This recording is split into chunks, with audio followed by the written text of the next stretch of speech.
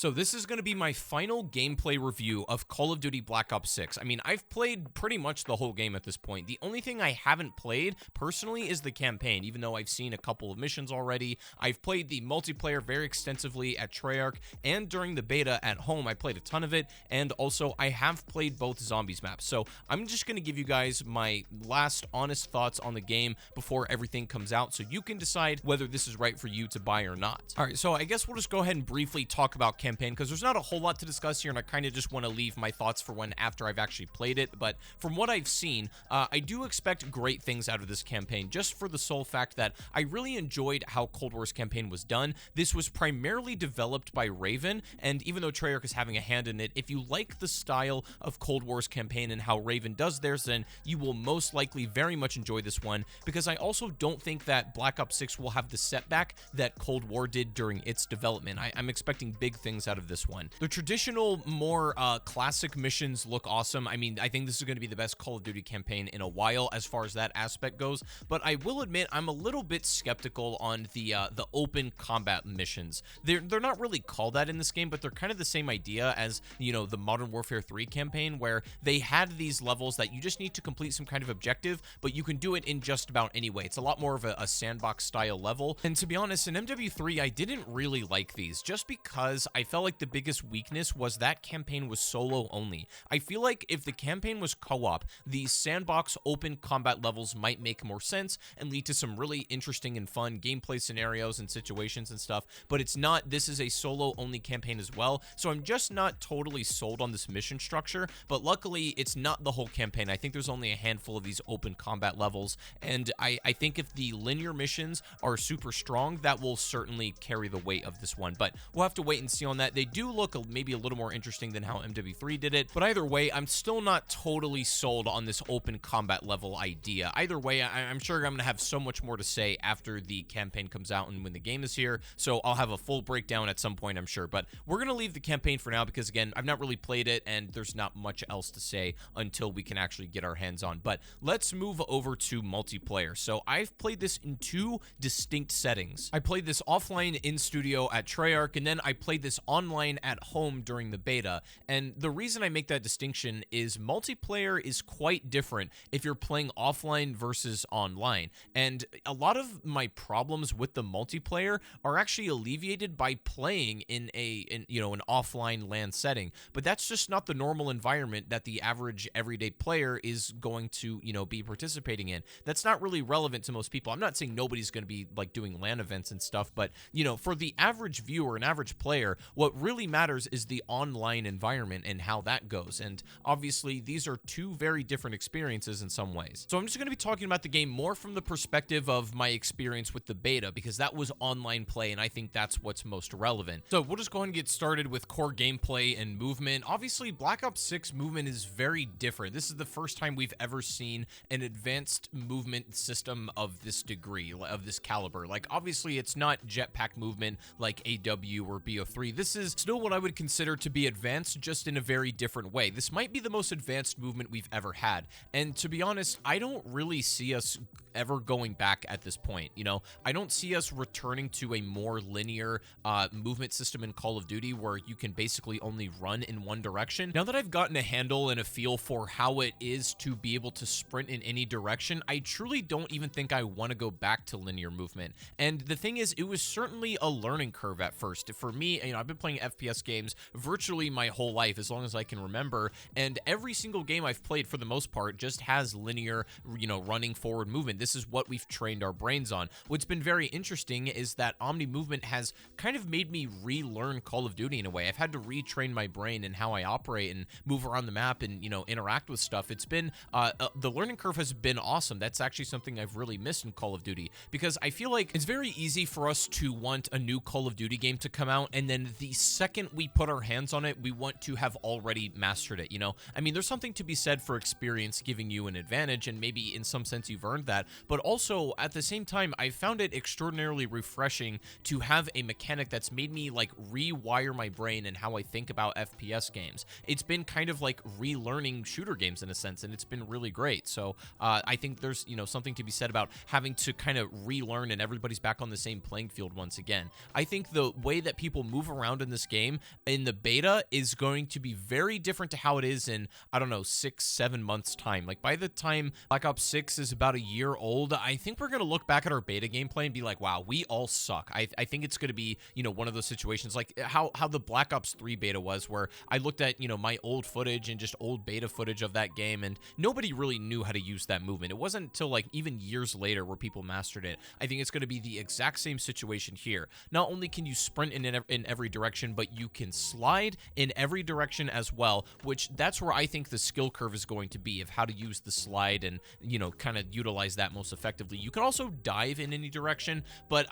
realistically, I've not found that to be the most practical thing. It's obviously fun and can be situational for, maybe peeking people around corners and stuff, or catching people off guard when they're reloading. I mean, it looks cool and it's certainly fun every now and again, and occasionally it can actually be the proper movement, technique you need for a gunfight, but in general, you're not going to see people using the Omni movement dive a whole lot. It's more going to be like the sliding and stuff like that. So as far as core movement goes, I'm extraordinarily satisfied with it in that regard, and I'm looking forward to, learning how to use it more effectively and stuff, and I'm sure the game is going to look, vastly different to how it does now when people kind of get a handle on this thing, but the rewiring of our brain for FPS games, I think, is going to take at least a little bit of time. Now, as far as how the game feels and looks, I will say that, yes, this is on Call of Duty's new, like, proprietary engine, or what a lot of people refer to as the Modern Warfare engine, although they still have managed to make it look and feel like a Treyarch game, right? They've always had that more plasticky, cartoony look, and while I can certainly tell that it's on this new engine, I was really scared that this game was going to come out and it was just going to look identical to Modern Warfare from its color palette, art direction, and so on, but it really doesn't. It still looks and feels like a Treyarch game. I think a lot of that has to do with their sound design, their hit markers, their use of color and stuff like that, and it does feel like a Treyarch game. And if I had to compare how the game looks, I would say it definitely looks and feels the most like Cold War, and that's probably an apt description, because Treyarch told us at the studio and at home that the TTK of Black Ops 6 is supposed to be just a little bit faster than Cold War, and I would say that's probably pretty accurate. Call of Duty has had TTKs all over the spectrum. We've had really slow ones like Black Ops 4, where it takes a lot of time, a lot of bullets to kill, and we've had TTKs like Call of Duty Ghost, or the most recent Modern Warfare 2, where it's like lightning fast TTKs. And I think this one does strike a healthy middle ground. To be honest, I am a bit surprised they wanted a slightly faster time to kill than Cold War, especially given Omni Movement's capabilities. I would think just in my head that they would want a slower TTK, but I guess not. And I will also add that, playing Black Ops 6 multiplayer at Treyarch versus playing it online, the TTK felt pretty different.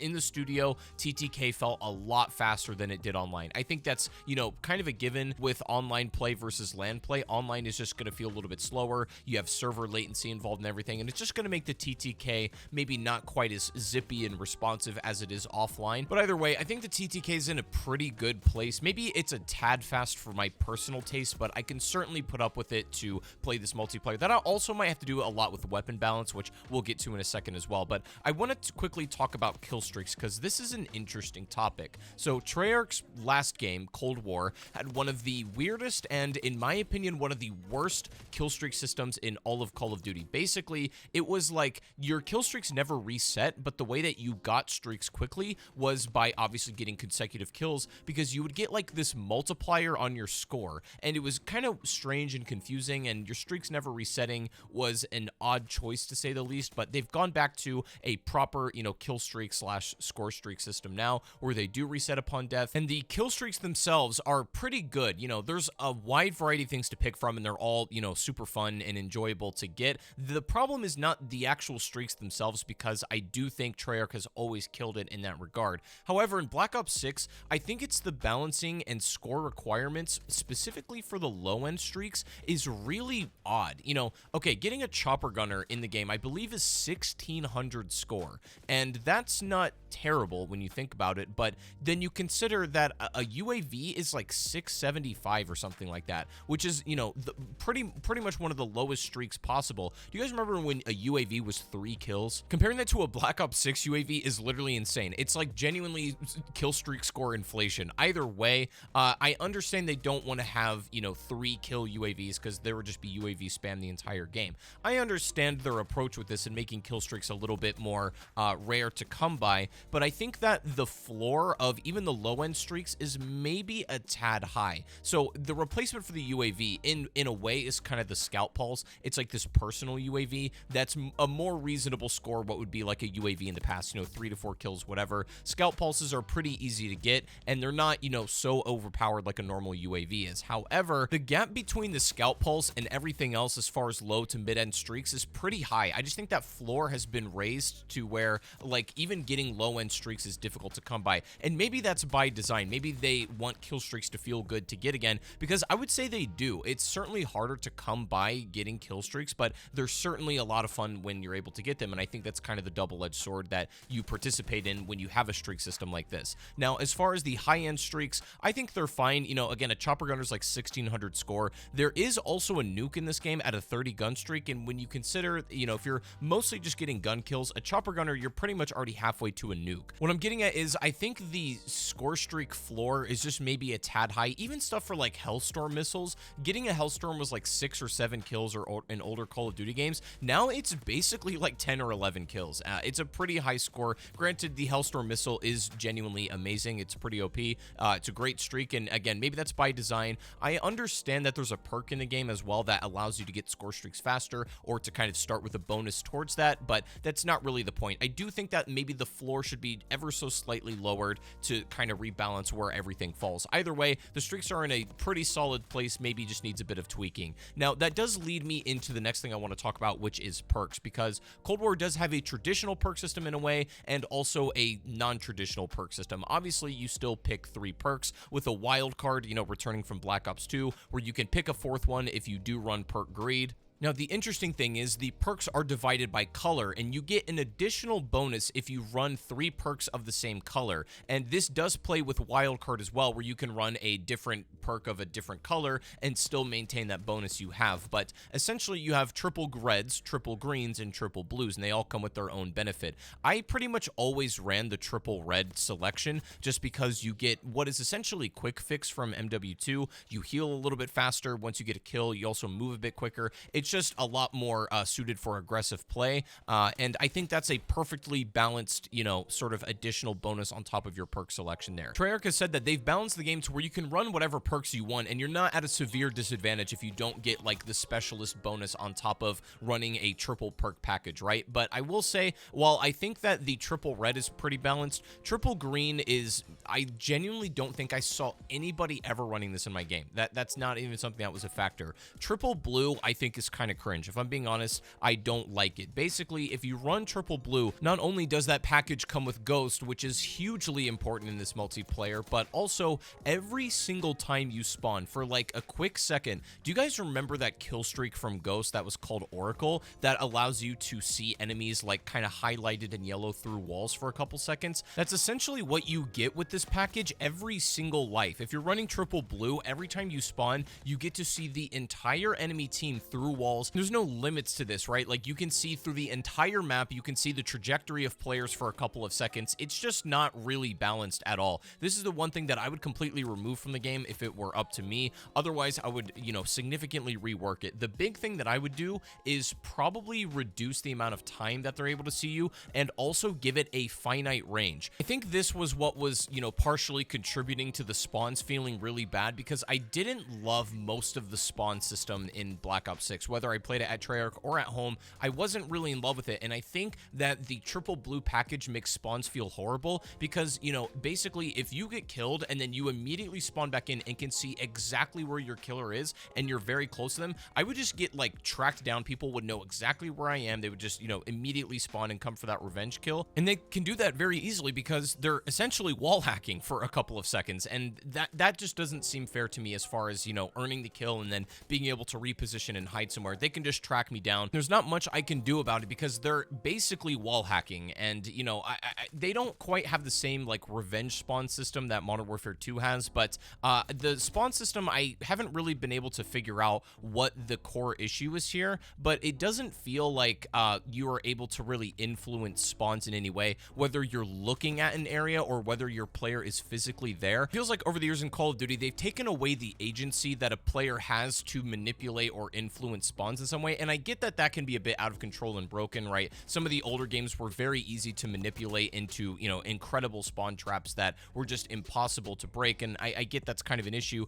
but at the same time, you should be able to influence spawns to some degree, whether your player is physically there or if you're looking at an area. Enemies should not be spawning in your sight, which very frequently would happen in Black Ops 6, you know, playing at Treyarch and during the beta. And I'm not exactly an expert on spawn logic systems, but I can just feel that something was quite off during Black Ops 6. Not quite as bad as Modern Warfare 2 spawns once again, but certainly needs some work. All right, next thing I want to quickly talk about is weapon balance. This one is for sure a mess because, you know, if you've played even 10 seconds of the beta, the only thing you've seen in your kill feed is the Jackal. And, you know, for weekend 1, obviously this was easily the most OP weapon in the game by a mile. And then they nerfed it for weekend 2, but it was still the best gun in the game, more or less. You know, the gap had closed a bit with the rest of the selection. I would say the XM4 was probably pretty competitive too, as, you know, as far as ARs go. It was definitely used a lot more. But the Jackal was still the best gun in the game, even post-nerf. It just wasn't quite as viable at every single range like it was before, but it's still super good, and I think it even beat out most of the SMGs.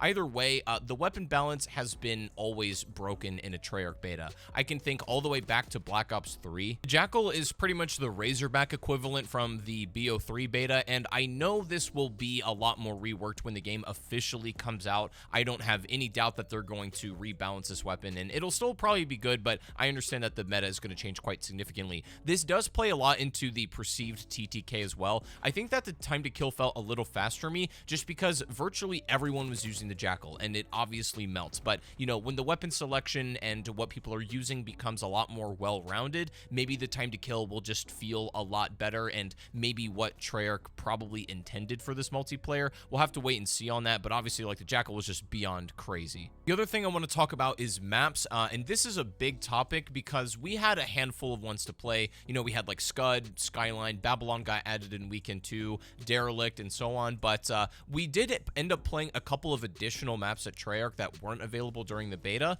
and, you know, I got a good taste of what the map, not only size, but design philosophy is going to be like. They've just outright said that they're focusing on small to medium range size maps with a focus on the, you know, classic Treyarch 3-lane system, and I think they have accomplished that for the most part. The maps aren't flawless though, and there's maybe only one that I truly think is like a standout for this game. I think Skyline is easily the best map in Black Ops 6 between all the stuff I played at the beta and then anything else I played at Treyarch. Right now, at least, Skyline is easily my favorite map, and I can see this map in a couple years' time being an absolute, like, COD classic, for sure. I just think it has the bones and it has the fundamental design philosophy to make that, and I think it looks great, plays great, and everything like that. But there's a lot of maps that I'm also not super impressed with. I really don't like Scud at all. I just feel like in a lot of ways that map is so antithetical to what Black Ops 6 and Omni Movement is all about. It just doesn't make sense to me. You know, one of the biggest map design flaws I can think of is the fact that you cannot run up the front of the satellite where people are basically able to sit there and head glitch at. It's just like, if that was a small change that they could add where you can run up the front face of that satellite, maybe that would make Scud 10 times better. I don't know. I just think that map needs a lot of work.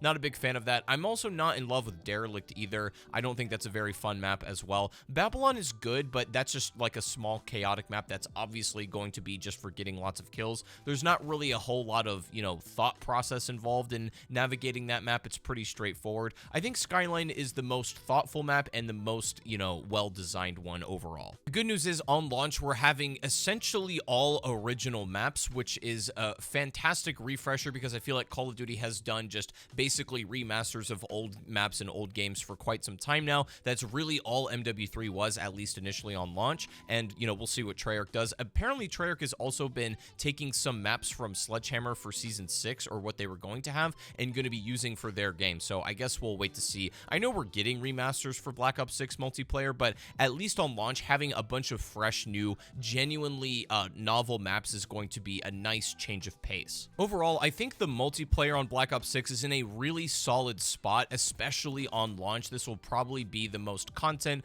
the most polished content we've gotten in an MP in quite some time. It really all comes down to how they support it in the post-launch season, however. I will say that even though I didn't play as much Modern Warfare 3 multiplayer near the end, I would say that they had easily the best post-service model that that we've ever seen in Call of Duty. If I'm going to give MW3 a lot of props here, it's for their post-launch support. They genuinely crushed it with multiplayer. For other parts of the modes, you know, well, that's debatable, but just as far as pure MP, MW3 did not let off the gas when it came to updating the game. And I'm going to say that in some ways, Sledgehammer set the precedent for what a good version of, you know, live service support can be. Obviously, live service gets a bad reputation in the gaming industry for good reasons, I would say, but Modern Warfare 3 is the one to, I would say, challenge or break that mold a little bit. And just to show a really good example of what live service well done, what it can be, the potential of, you know, how that system can really benefit the game and the players and everything like that. I just want Treyarch to be able to maintain or match that pace that Modern Warfare 3 had and the quality of content that they brought to the game. Because while they have a solid launch, obviously that's just where the fun begins, because they need to be able to support it throughout its entire year as well. So we'll have to wait and see on that. Time will tell. By the time I make my full, you know, retrospective review on Black Ops 6, once the multiplayer is kind of nearing its end, I think we'll have a much better picture of, you know, if they've managed to pull that off or not, but we'll have to wait and see. Overall, I'm going to give the multiplayer an 8 out of 10. It's got lots and lots of potential. It's super fun. It's very arcadey. Treyarch always makes awesome multiplayers. However, it certainly has its flaws. It's not a perfect MP, and there are some elements of the game that I feel are a bit of rough edges. So I think an 8 out of 10 is a pretty fair analysis on multiplayer right now. Maybe I'll feel differently by the end of its life cycle, and we'll see what they do with live support and everything like that. But let's move on from multiplayer, and then let's talk about zombies. I've played both maps that will be arriving on launch with Black Ops 6, both Terminus and Liberty Falls I've had hands-on time with, and I do feel differently about either map, and I've made a couple of videos already detailing some of the things that I really liked about zombies and some of the things that I didn't like as well. So if you're curious, you can go watch some of those and see what I thought. I'm going to get into the things that I really liked about Black Ops 6 Zombies and talk about some of the things that I didn't like so much or things that I feel like could use some work. So obviously, we're actually starting off on a better foot than Cold War Zombies launched on. That map only had one round-based zombies map called D Machine, whereas Black Ops 6, we're going to have both Terminus, which is, I guess, the equivalent to D Machine, or maybe even, you know, a bit more content, and then also Liberty Falls. So we have two fully fledged round-based maps coming on launch, and we're already starting a bit ahead of the curve there. Plus, we're getting DLC 1 before 2024 even ends. We're going to be getting another round-based map very shortly after the launch of the game, which I think is great news. We ended up having a total of 4 round-based zombies maps on Cold War, plus Outbreak, which was sort of like an open world zombies format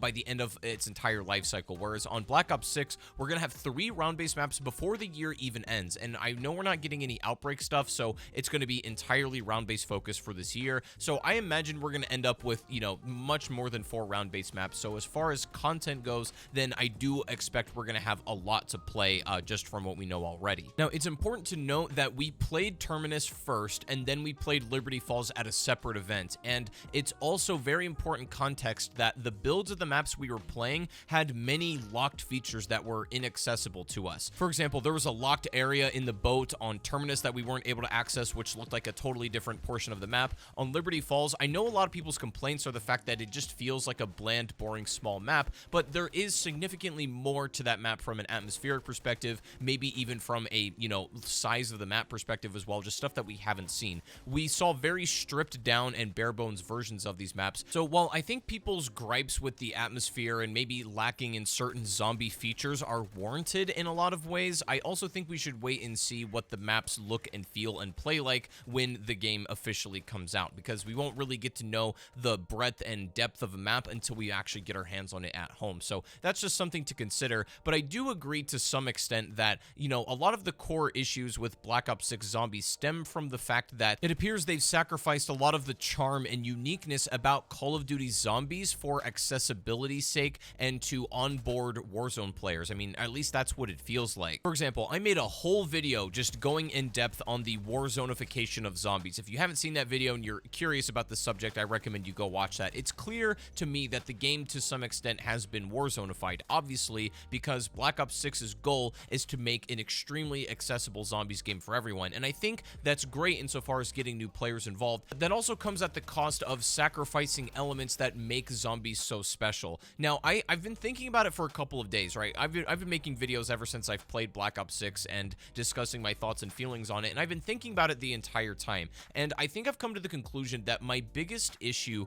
with the Black Ops 6 zombies fundamentally is that I do think the game is a bit too easy. And that difficulty is largely rooted in like the health and armor system, weapon rarity, perks, and so on. But what I fundamentally realized was that everything I played, you know, at Treyarch was Liberty Falls and Terminus, but we were also playing with no augments, right? The new perk system basically allows you to, in some sense, customize attributes of your perks to make them a little bit stronger and stuff like that. And we played with 0 augments, period, and I still felt like the game was on the easier end. And I can't even imagine how power crept the game is going to be when you know, put augments in the meta of the game, because I know one of people's biggest problems with Cold War Zombies is, and I hear it all the time, they say that the game was too easy. And in a lot of ways, I have to agree, because by the end of Cold War's life cycle, new perks additions and all these Ethereum upgrade trees, you can permanently upgrade your weapons, your perks, field upgrades, and so on. Yeah, that game was power crept to hell, and the game did end up being very easy by the end. But I would like to add the caveat that if you play Cold War Zombies now on like a fresh account with no Ethereum crystal upgrades or anything like that, just like a very raw account with nothing upgraded, Cold War Zombies is pretty much just as hard as any other zombies game. It's on par with, you know, Black Ops 3 or 4, just as far as like killing zombies and surviving. It's pretty much the exact same feeling of difficulty. Cold War only feels easy once you've upgraded everything permanently, and I do think that was a bit of an issue for that game. Similarly, in Black Ops 6, the problem is we're going to have augments and be able to upgrade all of our perks and stuff like that, but I would say that the base difficulty of at least what I played in BO6 on Liberty Falls and Terminus felt more like power crept Cold War Zombies, if that makes sense. It didn't feel like base game Cold War. It felt like end of season power crept Cold War in a way. Maybe not quite as extreme, but it definitely tilted in that direction. I didn't feel like the game was challenging enough even on its own, and I can't imagine adding meta augments on top of that to make the game even easier. I mean, at the event we were playing at, there was people getting to round 50 that in some ways have no business high rounding a brand new zombies map like that. Like, I'm not saying that it's impossible, but what I'm saying is, like, for a map that you pick up and play for the first time, reaching round 50 shouldn't really be possible until you understand the mechanics and meta and a lot of the secrets of that map that will help you get to round 50. But it seems like high rounds are pretty simple to at least get to and approach. Now, you could say that the easy part of the game is going to be offset by the fact that there are difficult Easter eggs in the game, and maybe there's an argument to be made there. Obviously, the structure of Black Ops 6 Easter eggs are going to be a map is going to come out, and you're just going to have to solve the Easter egg. It's going to be a classic hunt for the community and so on. But after a couple of weeks, every single round-based map will eventually get something called a directed mode that will basically walk you through the Easter egg. This is meant to onboard players and get people completing main quests as much as physically possible. Playing in directed mode, of course, you know, disables any side Easter eggs in the game, and there's going to be quite a few of them from what we hear. So it's just for getting like main quest completions from what I understand. With that in mind, I still think the core gameplay is really fun. Yes, I do admit that it's on the easier end, but that doesn't mean it isn't fun and enjoyable to play. In the same way that I felt like Cold War Zombies was really fun to play, I enjoyed the hell out of that game. Not that it was flawless, but I very much enjoyed that gameplay. I think my biggest issues with Black Ops 6 right now, besides difficulty, is I think it's mainly the HUD. That's the thing that's driving me insane, and we actually talked about this on my podcast that I run. It's called Going Dark. You guys can go listen to it if you want to. We recently had Codename Pizza on, and we were having a very good discussion about, you know, Black Ops 6 Zombies and the things that we enjoy and didn't like so much about the mode. But one of the things that we had discussed was, I feel like at this point, maybe it's a good idea to get rid of the minimap for standard mode, right? In the mode that, you know, most hardcore fans are going to be playing zombies, I talked about why the minimap is just utterly pointless. That thing needs to go. You can, of course, optionally turn it off in Black Ops 6, but I feel like with their whole split between, you know, standard mode and directed, maybe in standard mode, the minimap should be off, period, and then in directed mode, it will be on. Not only does it visually distinguish what mode you're playing in, but then the minimap could also serve a function in that directed mode as well and be much more helpful than it is in the regular game. I think one of the biggest problems with BO6 is the lack of tension in the game, especially like starting from round 1, you have basically the best gun in the game in the hand of your loadout, and that's, you know, a whole other issue we talked about in other videos, but there's really not much tension in the gameplay until you get to higher rounds. But a lot lot of what made zombies fun was that tension and sense of urgency, you know, from round 1 to 10, 20 in the beginning of the game and escalating slowly as you go through the rounds. I think the minimap, the weird HUD system, the armor, etc., those all play a role in degrading the tension of the gameplay. And I would also say that's not just a sentiment among hardcore zombie players like myself. You know, even talking to very casual zombie players like my co-host T-Dog, he's a really good barometer for this kind of stuff because, you know, he doesn't play zombies all the time, but even he is like, yeah, there's not really much tension in this gameplay. And, you know, accessibility is one thing, the ability to pick up and play it is something, but I think people like the feeling of feeling uncomfortable in zombies. That was kind of the point, and that in some sense that's sort of the appeal. Zombies was always meant to be that third mode that wasn't really like anything else in the game, that was very much doing its own thing and provided a vastly different experience. People don't play zombies to feel like they're playing Warzone or MP or just to feel comfortable doing that. People liked to play zombies really because it made them feel uncomfortable, and I think we're lacking a lot of that in more modern zombie games. And I don't think that necessarily has to go against accessibility. You can still have an accessible game to play, but it can also challenge you and make you feel uncomfortable in ways too. And I'm not saying that, you know, Black Ops 6 Zombies won't be able to achieve any of that. In fact, I think a lot of the content that we're going to be able to play in this mode is going to absolutely blow our minds. I've really been impressed with what Modern Warfare 3 Zombies did, weirdly enough, in a lot of its Easter egg quest design and boss fights and stuff like that. I'm expecting big things out of Black Ops 6 when it comes to the large majority of its main quest content. I think it's going to be awesome in that capacity. I think the side quests are going to be unbelievable. I really have faith in Treyarch to make amazing things because I could see the vision of what they did in Forsaken, which was the end of Cold War Zombies. Like, that was the final round-based map, and they really found their footing with side Easter eggs in that game. So if they can even bring that level of quality or even amp it up in Black Ops 6, then we're going to be in very good shape in that ways. And once again, I think the core gameplay, while albeit it's a little bit easy for my personal taste, I still think it's fun and satisfying to play in a lot of ways too. Of course, there's a lot of things in Black Ops 6 Zombies that I'm not really a big fan of, that I'm going to pick at and stuff and try to, you know, criticize to some degree, but that doesn't mean that overall BO6 Zombies isn't in excellent shape, because I think it is, and I think the potential is more than here. It's actually, like, I think this has a lot more potential than even Cold War did, and I personally found Cold War Zombies to be extraordinarily fun. I pretty much made content for that game for 2 years straight just because that's the only thing I was really playing, and I was enjoying the absolute hell out of it. And I think this game has more potential than Cold War does. And, you know, I feel like I've seen the sentiment a lot in the community that you can only be like a BO6 Zombies or Cold War Zombies fan, or you're like a Black Ops 2, Black Ops 3, maybe BO4 fan. Like, there's this very hard divide between old school and new school, and you're either a fan of one or the other. But I just don't think it's that simple, right? Like, you can be a fan of both. There's stuff that I like about, you know, the days of old zombies and the aspects of older zombie games that I really love and appreciate and honestly miss. I can admit that there are certain aspects of older zombies that I found incredibly charming that unfortunately will probably never be in the game again. There's also stuff in older zombie games that I find appalling and just kind of boring, or just not good gameplay changes for what they are, and stuff that I don't like about those older games. So it's not as simple as old good and new bad. It's really a lot more nuanced than that. There's stuff that I love about Cold War and Black Ops 6 Zombies that those games have pretty much been the only ones to ever do. Quality of life changes, stuff that makes the gameplay more addicting, and so on. But at the same time, it's not all good either. There's bits and pieces of both older zombie experiences and newer ones that I love and appreciate, and I just want zombies to really be able to capture the most beautiful aspects from the older games and to learn from the newer ones as well. A game that really just picks the best aspects right off the top of every single experience and can combine it into one.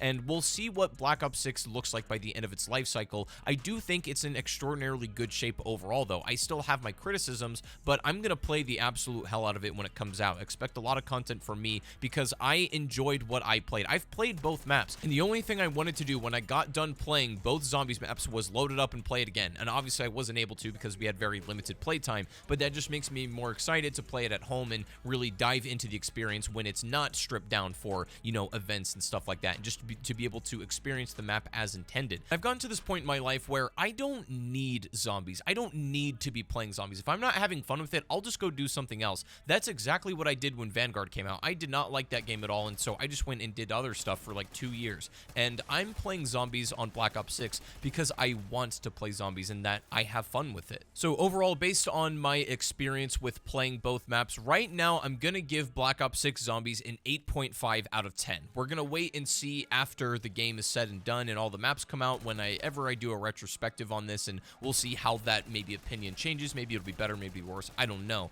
But right now, I'm going to give it an 8.5 out of 10, and my recommendation is still going to be, if you liked the idea and foundations of Cold War Zombies, you are guaranteed to like Black Ops 6. I think this is going to be the continuation of what that game was doing, and I think by the end of when everything's said and done, it's going to have a lot more content to play than even Cold War did. I just wanted to give one final overall generalized gameplay review of the entire experience of Black Ops 6 covering campaign multiplayer zombies to really help you decide if this game is going to be right for you, because everybody has their preference. You might be a multiplayer guy, you might be a Warzone guy, zombies, campaign, whatever.